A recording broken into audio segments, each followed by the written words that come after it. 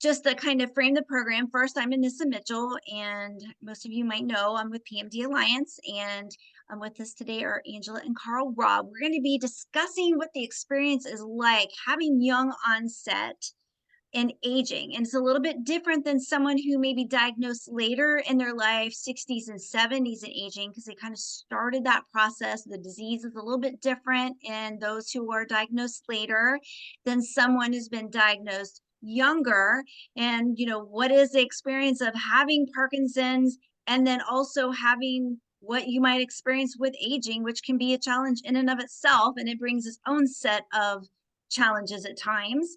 And how do you differentiate and deal with the two? So that's kind of what we're going to be talking about today. So if you all haven't had the pleasure of meeting Angela and Karl, I know they're going to probably fill in some gaps, but I'm excited to have them. Karl is actually someone who's had young onset Parkinson's disease since, well, for 40 years. I'm going to let him tell you like how long it's been, or like as far as what age he was at diagnosis. So he's been living this story for the majority of his adult life. He is a Parkinson's advocate. He's an entrepreneur. He's an inventor. He's a Reiki master. He's the author of 2 books. I think there's photos of them behind them.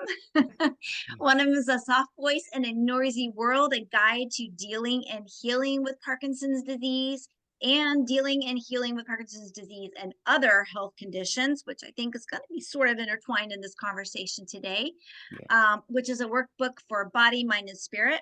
And he does this with his wife and care partner, Angela, who's also on this. And he's written for 16 years on his website called asoftvoice.com, which we'll drop that in the link. If you have not had the opportunity to visit that website, we certainly invite you to do that. And Angela is also a Reiki master. I hope you guys talk about that today because I want to learn a little bit more. And has advocated for care partner issues by sharing her experiences. She's done this at various regional and national, and I would say international events. She's been to Every Victory Counts, contributing to the manual. She's been to the Davis Phineas Foundation's events, and she's also been to World Parkinson Congress. That's the international, and has spoken. So if you have had the pleasure of going to that program, you've seen them there. So they come with a lot of experience and a lot of connection to the community, and so we're excited to hear from them. So welcome, Karl and Angela. Thanks, Anissa. Thanks. It's been great. Goodbye. You can't get out of it that easy. You're gonna have to talk about aging. Yeah, I'm not getting older. I'm getting better. Yes. Well, I love that attitude. Okay, Karl, I want you to share a little bit about this. So you were diagnosed at age 23, which is really young. But you had symptoms earlier. Can you tell us a little bit about that whole journey? Well, thanks, Anissa. I was 13. I was 17 with my first 17 was my first symptom, and I didn't know what I had. I had a slight tremor. I was on the tennis team at the time. You want to take a second? This is called on the spot dyskinesia. That when you go, the camera comes on you, all of a sudden the dyskinesia flares up. But that's all right. Yeah, it took. I'll fill in a little bit. I got it. You got it? Okay, go for it, man. I was 17. I had a tremor with my left foot. Didn't know what it was because I didn't pay much attention to it. Actually, I just thought it was stress and. Well, you didn't tell them that you were kissing your girlfriend and your tremor used to come up when he was kissing his girlfriend, which wasn't me. That was so didn't know what was causing that. But slowly my tremor got a little worse. My foot started dragging. My shoes were wearing. And unevenly, my posture got worse over time. And the fascination, propelling himself forward. It was all very, very, very subtle, very slow in the progression. And then meanwhile, Karl was going to different neurologists across the country, actually trying to get an answer. I was told I was too young to have Parkinson's. Chill out, have a beer. That was in college. And he was having plenty of beer, unfortunately. But between 17, 23, I mean, nine doctors in 6 years to get a diagnosis. 9 doctors? Did Nine I hear doctors. you correctly? Yes. And this was in the early 90s, late 80s and early 90s. So they have made a lot of progress in those 40 years, or almost 40 years. Well, thankfully, we're all so different and so unique, and it's so hard. Sometimes I'm just trying to find the right doctor. It's not always easy. It's you have to make a connection. I have to be heard by the doctor to actually I have to get them to understand what you're going through, because if they don't listen, they're not going to find Parkinson's. And eventually he did find the right doctor. He actually had to, he lived in North Carolina, but had to travel to Kansas City to find a neurologist that really helped him understand how to medicate himself well and live well with the condition. So thankfully that probably saved his life. That doctor really put him on a good path. And my first doctor wanted to put me on Cinnamate after 8 weeks, and I still have the paperwork. That says the regimen, and that my first started Cinnamate. I was even disconnected after by the third day. So it was had I followed through with his, not questioned his regimen for 8 days, 8 pills after 8 weeks, I probably would have fried my neurons. Importance of getting a second opinion, and finding a doctor you can work with. Second or third opinion. Yeah, exactly. Do you want to sit up while Anissa?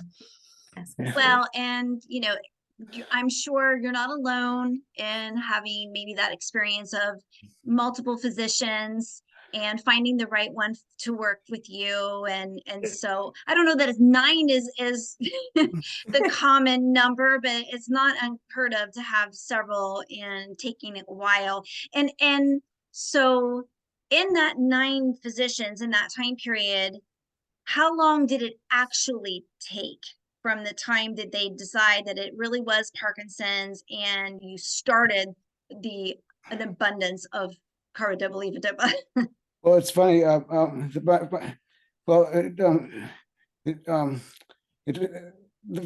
they finally said we're going to try Cinnamate, by the time I was a little hunched over.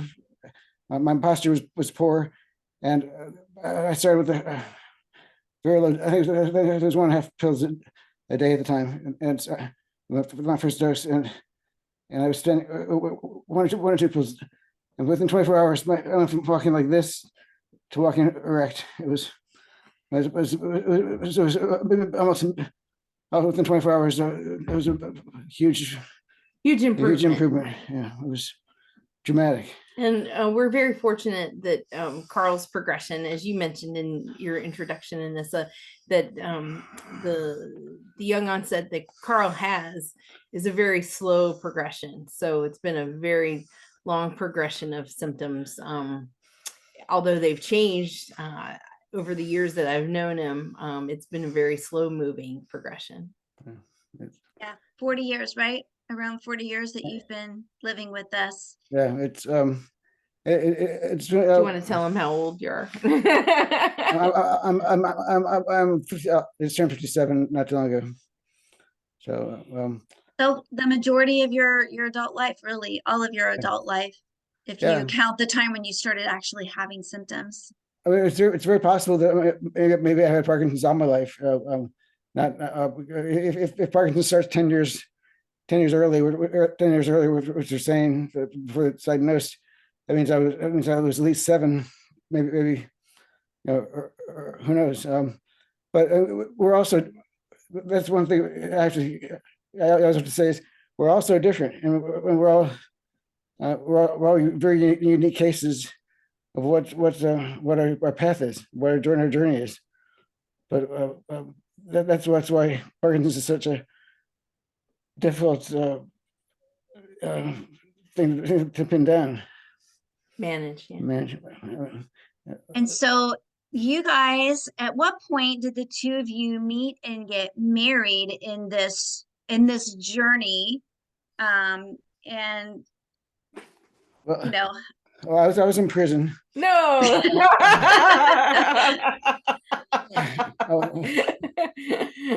I met Carl. Now I'm the straight woman, so I always have to come in and say the real thing. I met Carl in 1995, so he had been diagnosed for 4 years when I met him. So yeah, he already had the diagnosis and was living in the Washington, D.C. area. And I actually met him in a chat room, which way back in the day, that was a new thing. On AOL. On AOL, yeah. Yeah, I was actually being honest. I was actually honest on the website too. Yeah, you were honest on the website, but you weren't honest just now when you said you were in prison. we like to have a little bit of fun, so that's okay. Keep people guessing. Well, yeah, exactly. And we were actually on an area where people were talking about football and the Redskins. Formerly the Redskins, now the Commanders. Yeah. But we played 20 questions for 3 weeks and before we even met. And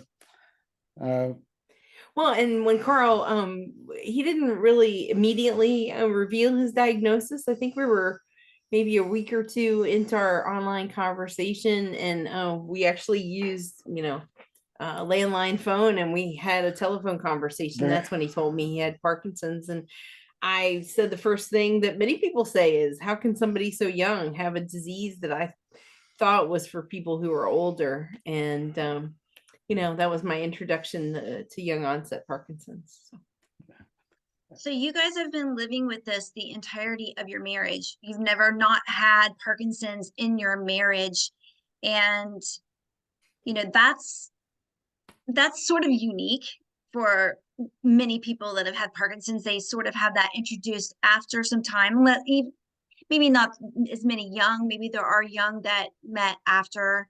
But it seems like a lot of people have it. They found out after they've been with their partner. So I don't know. It provides some unique perspectives from having it always that maybe others. So can you talk a little bit about that? Can you talk about, because you've interacted with lots of people, you've met many, many people, and you have your experiences and what you've heard from other people. Do you see much difference, or can you speak to either of those various perspectives? I'll say Angela has a very big heart. And you're doing this right by Valentine's Day.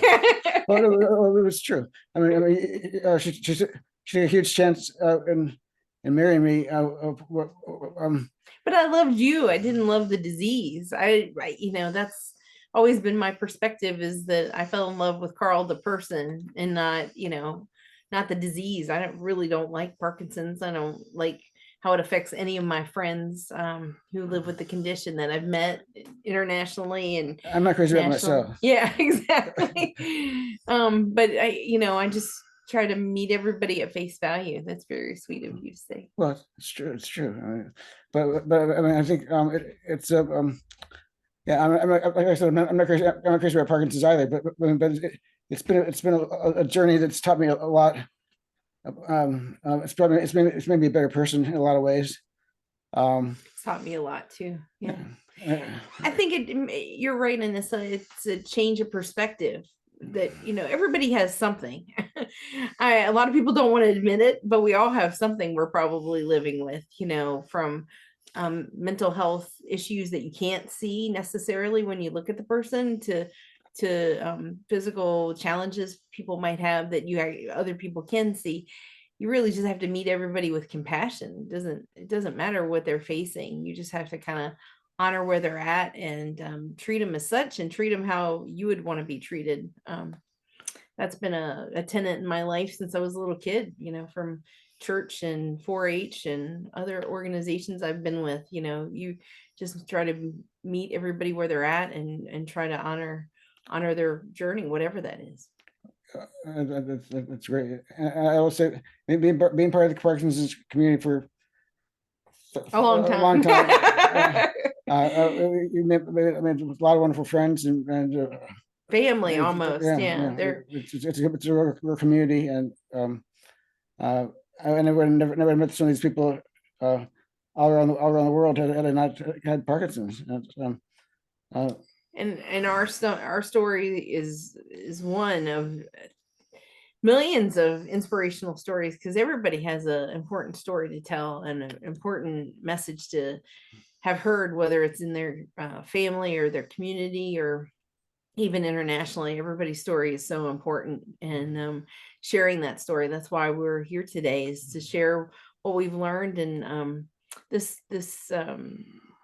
topic of living with Parkinson, aging with Parkinson's as a young onset is really important to us. It really hasn't gotten enough coverage in our community, and we feel like it's time for that to be heard.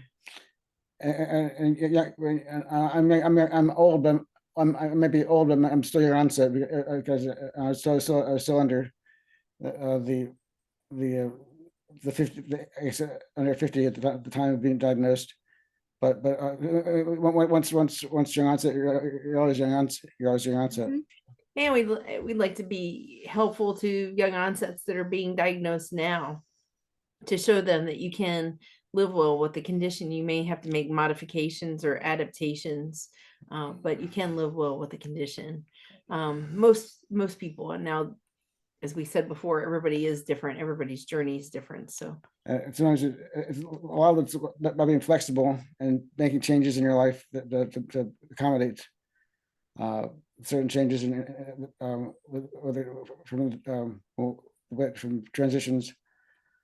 And there are, I'm very aware there are, Parkinson syndromes that do progress faster and do require, there are different modifications for that disease progression. So, I don't want to glaze over that. It's all easy. Parkinson's is not easy. No. There's nothing easy. There's nothing easy about Parkinson's, but there are hacks and ways, and the way to change the way you look at it. Well, one of our favorite quotes is Wayne Dyer. When you change the way you look at things, the things you look at change.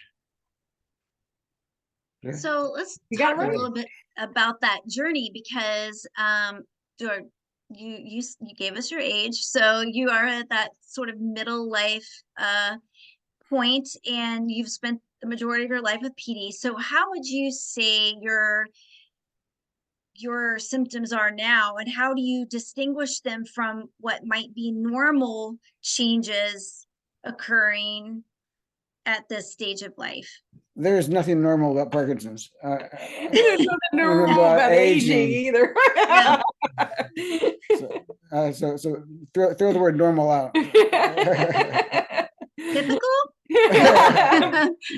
Typical? I don't know.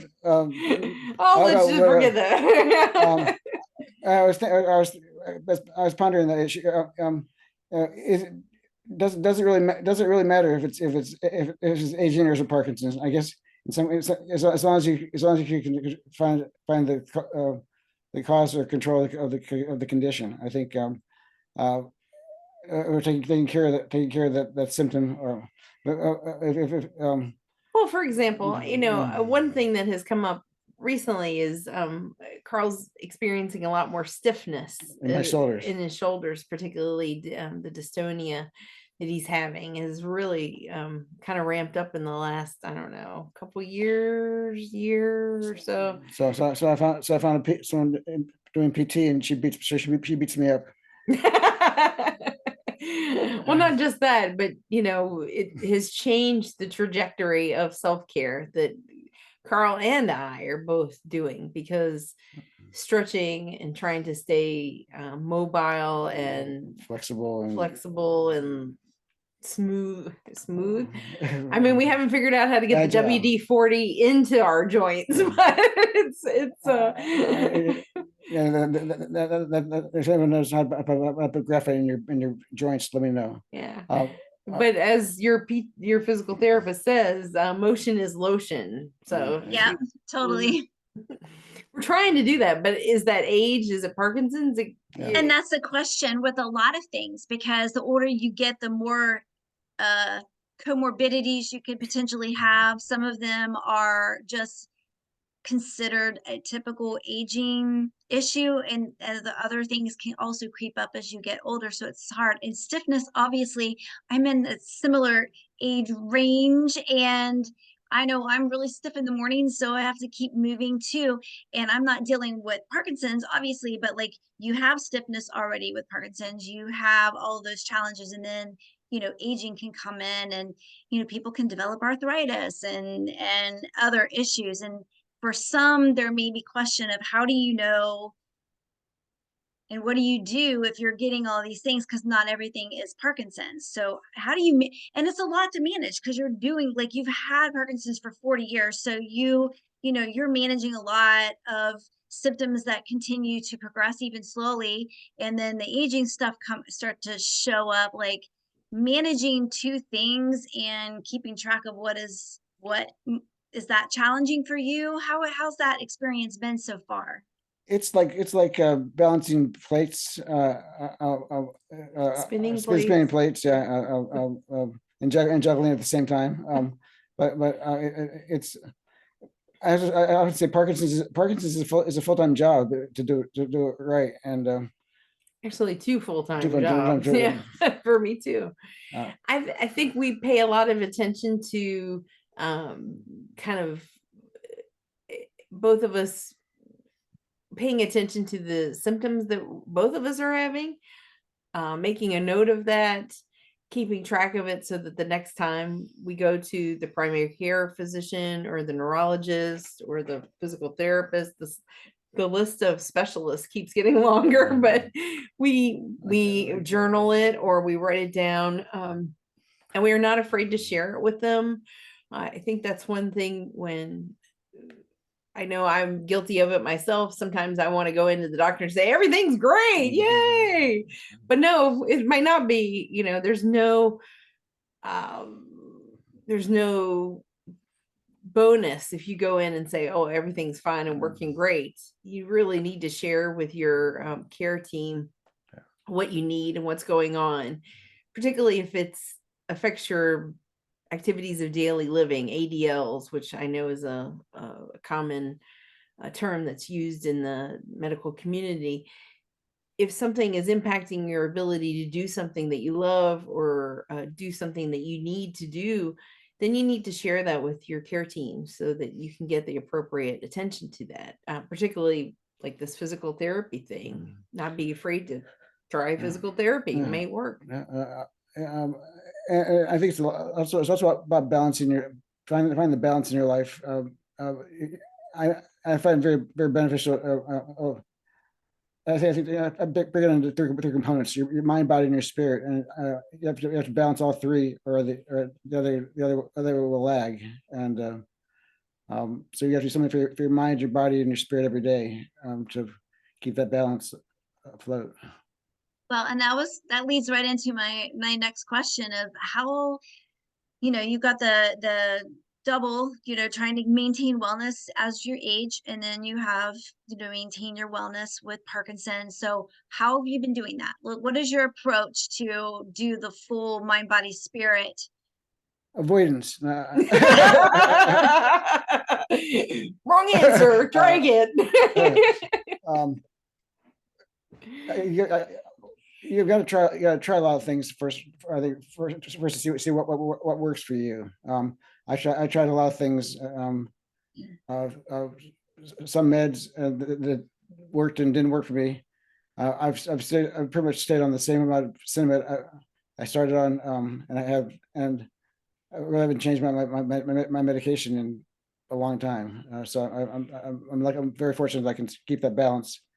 The meds and find benefit from cinema, dopa. And the body side. And on the buy side, I was very fortunate to many years ago to learn about Reiki, and Reiki made a huge change in my life. That's kind of body and Body spirit and spirit. together. Yeah. And mind, sorry. And both Angela got it together, and helped us both in. We both connected with. It dropped in our laps. It found us. We didn't find it really. But No, I wouldn't know about it if I didn't go with you to the appointment. Yeah. That's a long story. But Anissa said she did want to learn about Reiki, Okay. so it is. It is an energy modality. I was a huge skeptic. Well, I went to go see this practitioner. I thought I was going for another modality, but he turned out he was transitioning to going to Reiki instead of the modality that I'd gone for. So he said, I do Reiki. I said, what is it? He said, it's energy modality. And I was like, this sounds quacky, but I'm here. I'm having a bad day. I'll try it. So I got on the table, Fully clothed, and this guy who didn't know light touch. knew very little about it, said, I'm just going to touch you and touch into you. I said, yeah, sure, let's try it. So I fell asleep for an hour, woke up, and I felt great. I felt like I was floating. I felt like I was glowing. And Angela said, you can do it, but I'm not getting on the table. So That was at the beginning, before the hour. Then when I woke up, she said, get off the table, I'm getting on. Because his face had looked completely different, but it was a light touch therapy. It's I equate Reiki to recharging a battery. Your body is a battery, and this light touch modality brings this universal energy in, and your body processes it and uses it the way it needs to be used, and can provide a tremendous amount of benefits, reducing stress, helping with anxiety, helping your body heal itself. And really, it's also provided me a lot of balance in my life and given me a tool in my vast toolbox of modalities to go to deal with the stresses of caregiving, also dealing with life stresses and life challenges. So it's really been a remarkable part of my life, and a lot very similar to the Parkinson's community. We've met another group of people who really have enriched our lives and become friends and family members to some extent. So yeah, you have to have a toolbox. It's not just one and done. It's not just the meds and you're finished. It's not just one type of exercise and you're done, or Parkinson's is always moving, and you have to keep up with it. So actually you have to stay ahead of it. Really, that's the key. Is and you got to work with it, not try to fight it. You don't fight it. You don't battle it. You don't beat it. You don't. None of those struggle. You don't struggle with it. You got to.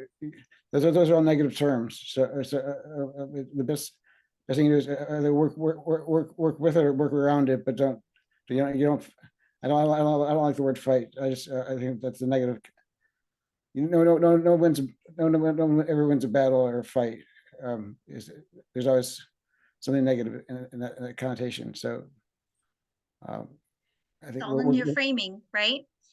So Angela, so you have taken on, that sort of title to some degree of care partner, probably a lot younger than most people do.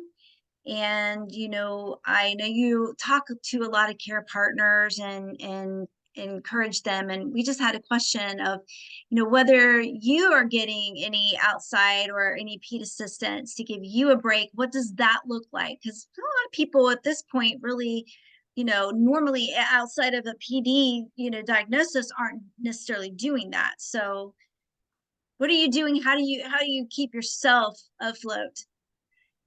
A lot of practice. I don't have one thing that I do. I certainly rely on Karl in this in this particular juncture of his living with Parkinson's, he's able to do a lot of his activities of daily living. As I mentioned before, I do the cooking for the family, as many people probably do. I do the laundry. I do the driving. Karl hasn't driven for quite some time. I do humor. You do the humor? Yeah. Entertainment. You're the entertainment part. But I do I have some. I'm the DJ. Yeah, you're the DJ, right? Which is a good getaway too. I do exercise on my own. I gave that up for a while, and now I'm just getting back to it. I recently lost my mother, who in managing her care from long distance was a challenge, but now since she has passed, I have this, I'm dealing with the grief, but I'm also dealing with, what do I do with my time? And I'm back in the gym. I love going to a gym that's an all women's gym. I've been there in and out, even through COVID. I love getting to the gym because at least I can leave my phone in the car and get away from everything for a good 45 minutes to an hour. And that, for me, that does the mind, body, and spirit all at once. I also walk the dog. Massage. I do massages on a pretty regular basis. I have a reflexologist that I go to. I mean, a lot of these things we do in tandem. So we go to the same reflexologist at the same time, and I have my hour with her and Karl has his hour with her. I get together with friends for coffee or dinner. Or we get together with friends. We get together with friends together. So we've slowly been going back to that. It was really the challenge of being a long distance caregiver took that away for a while, along with COVID. But now we're slowly getting back into that and trying to reintegrate that in. We're doing game night with friends. Yeah, so we do a lot of stuff together, but he's my best friend. So I enjoy being with him. I do enjoy time away from him. Absence does make the heart grow fonder. So I'm doing more and more for that. And it is a challenge. There's no one answer for that. And I think everybody, once again, has to find what works for them. Do you have any things when you talk to your care partners? I know you've created sort of some toolkits and tips for them, but what would you say with someone who has a loved one that they're trying to support with Parkinson's that's also, going to be dealing with aging? And, with aging, we all need to be thinking about some things that we could be doing early to prepare ourselves for things that are maybe, could happen unexpectedly, but we don't want to be caught unawares in a crisis, unprepared. So is there things that you, as a care partner, that you've done or you've experienced, that knowledge that you could share with others? And maybe as a couple, have you really talked about that, or how are you navigating that aspect of aging? Well, it is touchy, Anissa. It really is a touchy subject. The situation or family situation we just went through with my mother, both of us were impacted by some of the unpredictability of her condition and her health needs, and we are starting to take a look at that right now, particularly when you need additional care at home. How do we arrange that ahead of time? Karl recently said to me, I need to have a list. I need to have numbers to call if something happens and I need to get somebody in here right away. So we're working through that, trying to find and interview potential agencies who would be able to come in on short notice to provide care, whether that would be, medical care or non-medical care. We're also trying to take the steps to finance that at the same time, how do you have money set aside for that in a case of an emergency? Well, just being proactive. I don't see that for a long time, but it's good to know what's available and what's around. We also don't be afraid to accept help. That is a huge theme. I've said that for many years. I say it with a different perspective now. What I just went through with my mom, she very much did not accept help, and it was almost detrimental in some extent. So you have to find ways to allow that help to come into your life, whether it's a offering from family or friends or neighbors, or even paid help. I think that's one of the biggest messages I've learned in the last couple of years, is that you really have to say to yourself, they're doing this because they want to, not because they were pressured into doing it. So you have to open your heart and accept that help, even small things. For years, I've always heard somebody say, hey, have a list available so that when a friend or family member or neighbor offers help, you have a list of things that they can do for you. Even the smallest thing, like bringing over a meal, is something that you can really accept without much reservation. So try to be open to that. I think when people want to help you and you reject them, you almost ending the conversation. It's but by allowing them to help you, they feel good about it, and they're helping you, and you feel good about it. If they really want to help you, and take them up on the help. Don't reject it. And I know it's always a touchy subject to discuss these things with anyone, and we like to have, these conversations with folks that, even when they're young, once you turn 18, like, you need to think about what you or who you would have speak for you if something were to happen, and you can't, because once you're 18, your parents necessarily can't do all of the things for you that they could have when you were still 17. So it really, age isn't so much an issue as, thinking about, if you were in a car accident, Angela, and you were knocked unconscious, and, something happened, like, do you have backup plans? Do you have these things in place? People don't like to talk about those things, but, once you set some of those things up, you can forget about them until they're needed.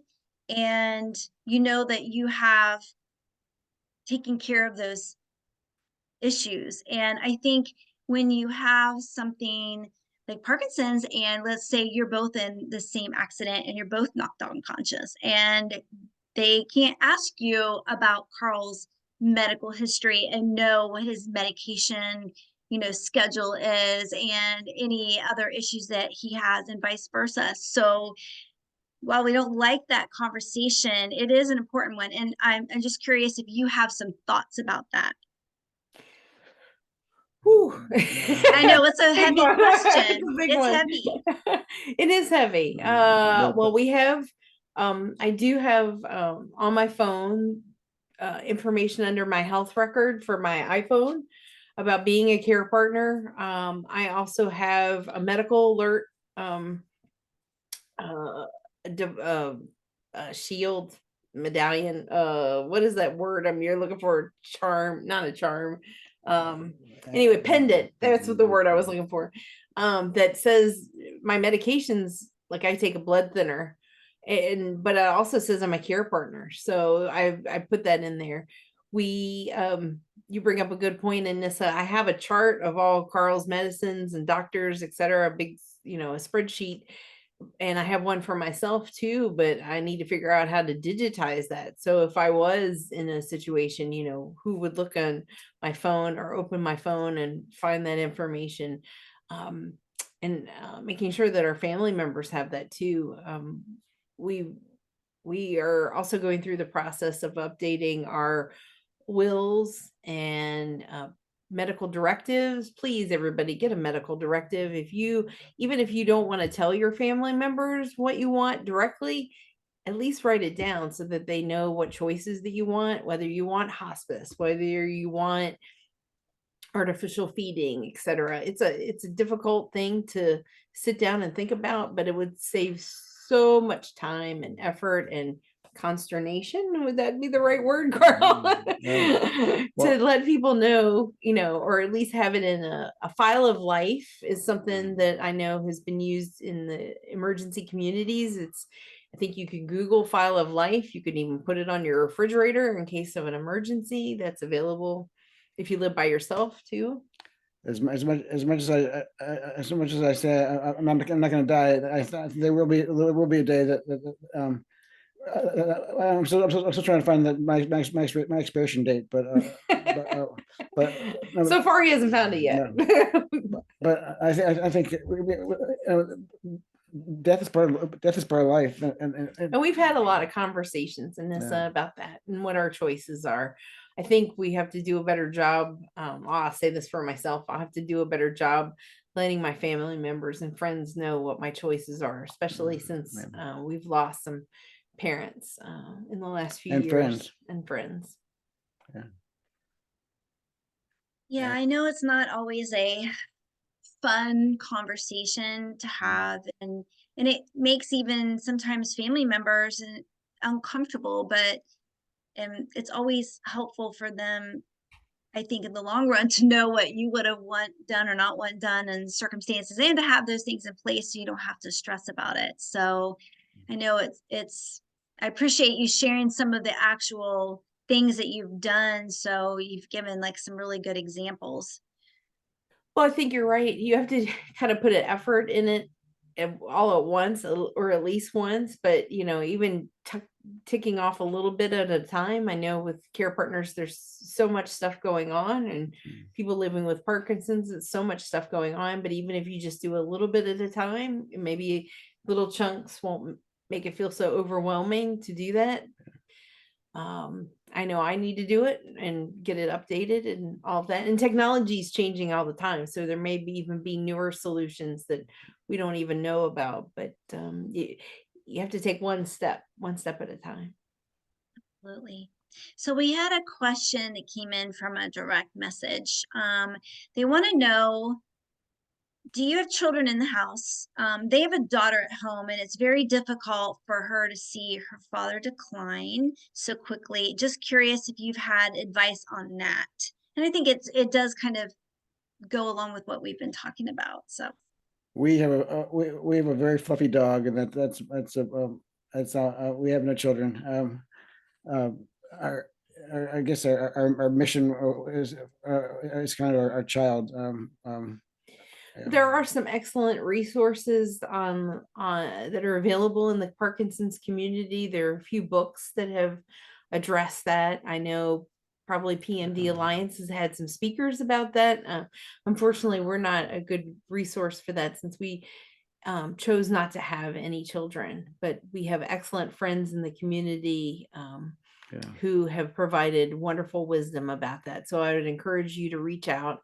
Anissa, do you all have a resource list or something available for that? Actually, this is a topic that we just said that we want to bring up. We want to have like different a panel where we have talking about discussing things with your children and your younger children and other family members, because every family dynamic is a little bit different. There's certainly some guidelines, but it's not.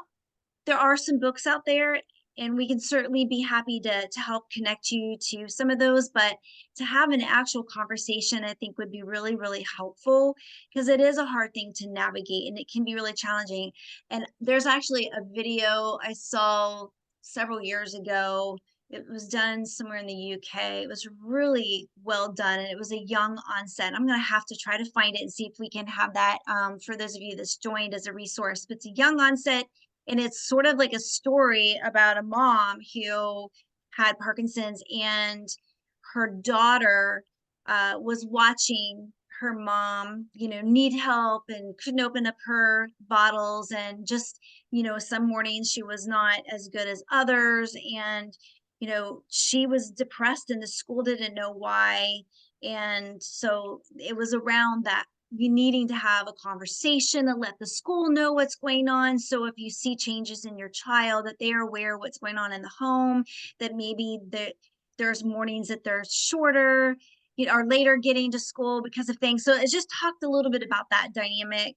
Well, Maybe, our somebody lovely put the guy. Thank you, Jim and Sheila. But I'll see if we can find this video. It was really, really well done telling that story. Well, our lovely friend Jackie, who's posting stuff in the chat, raised two wonderful boys, and they were very young when we met Jackie. So now they're adults in the world, and I know she has written some articles about that herself, and she would probably be, I'm sure she would love to talk to you guys about that too. We've had some other friends who have yeah. Yeah, Yes. she's putting stuff in the chat. Thank you, Jackie. These are Yes, great it's so resources. true. They get worried. They Yeah. do. And a long time ago, although we don't have children, we had nieces and nephews, and we actually had a family meeting where the nieces and nephews got together and with us, and we just opened it up and said, do you have questions for us? And they did. The one that Jackie just posted about it being contagious, that was one of the questions that came up. So I think there's excellent resources. You bring up a good point about letting the community, the child's community, know what's going on within the family. I think mental health resources are vital, both for the children, but also for the parents as well, or even all together as a family unit. I'm certainly in favor of, more communication is better than less communication. I mean, they're going to notice something is going on. So, I think if you could find a counselor or someone who can guide you through those family conversations, that would be wonderful. But there's more resources out there now than there used to be. So That's true. And go ahead. I'm sorry. I've always dealt with honesty. If someone asks, why you are the way you are, I have Parkinson's. I didn't ask to have it, but I've got it. And I'm trying to be an ambassador to explain what Parkinson's is and what to educate rather than hide it. And kids are very resilient, and they are, sometimes they're stronger than we even know. So I think it's an opportunity to for a family to help itself and help each other. You brought up mental health, so that's another topic that's related to this. Can you share any of your experiences, like how you navigated this through all these years, like dealing with the everyday stressors of having Parkinson's, and maybe even having depression or anxiety or any of those things that might be a part of Parkinson's? I'm fortunate that I have maybe one day a year if that depression, and then Angela says get out of it, and I don't know if I say get out of it. I just got but helps me out of it. Yeah. But I think a lot of it is perspective, breathing. A lot of us don't breathe enough. But we have used mental health resources, particularly when Karl's mom passed away in 2009. We found that our communication was horrible, and we couldn't understand why, because we didn't really realize what was going on, that we were both grieving her loss. And but we acknowledged that something was off, and we found a local resource that was available to us. And we spoke with a counselor for a number of weeks, got some tools. We still use those tools today. And in the last 6 months, I've been seeing a counselor primarily to deal with the long distance caregiving that was going on with me and my mother. Karl was a part of that, as in supporting me through that process. But a lot of it was more directed to that particular effort. I'm still seeing them, and we do support groups. Not only do we lead support groups, but we attend support groups. We try to access resources in that particular way. I whatever is available, we try to make use of.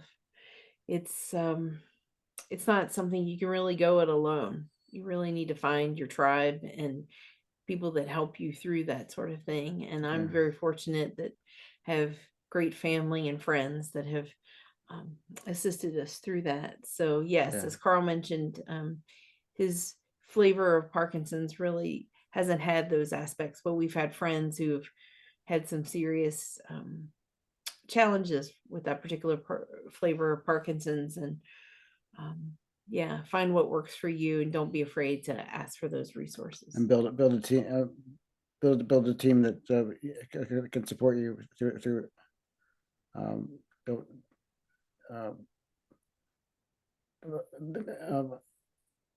there's a variety of needs you're going to need, and as you go to doctors, skin doctors, dentists, eye doctors, gastrointestinal. I could keep going. A lot of specialists on our team. And the older we get, more specialists. The more you're going to get. And we didn't even go down that, like adding more to your already large list of doctors that, and I hear older people say, I feel like I'm always at the doctor. Like, that's what I'm doing. And, you're already doing that, so. And it's better to be, it's a village. Yeah, it is a village. And it's better to be proactive than reactive. And it's, certainly, for instance, like colonoscopies every 10 years, it's a lot of work to go and do this preventative piece of it. But particularly, I think because of the fact that Karl has Parkinson's, that we are that we are more familiar with that, and we do really try to take advantage of the checklists for aging, regular aging, and the checklist with the neurologist and movement disorder specialists. Yeah, that is really, it takes a lot of time, but it's worth it. It's investment in yourself for both of us. Trust me, I didn't want to go get the colonoscopy, but I did at 50. Not fun. We did have a question about navigating travel. I know we only have a couple more minutes, and I mean, not necessarily with the aging, but if you're getting to the point where you're, at that season where you want to do more travel, you have more time to do that travel. Any tips? Well, just before COVID, our chocolate lab passed away, and kind of opened up the door for us to travel. So we take not having a dog for a while. Decided to take a trip we wanted to take. So yeah, last oh gosh, I can't remember the timing now. Mid-June to mid-July, we went on a 3-week trip to Europe, and that was our big blast. We didn't have our dog then, and we learned a lot. Some tips: plan ahead, use a travel planner, have somebody who, it's worth the investment to have somebody kind of lay out your itinerary for you. So when you're a care partner and you don't have the time to do all the investigation for all the different places and sorting that out, it's great to have somebody who has that familiarity and be flexible.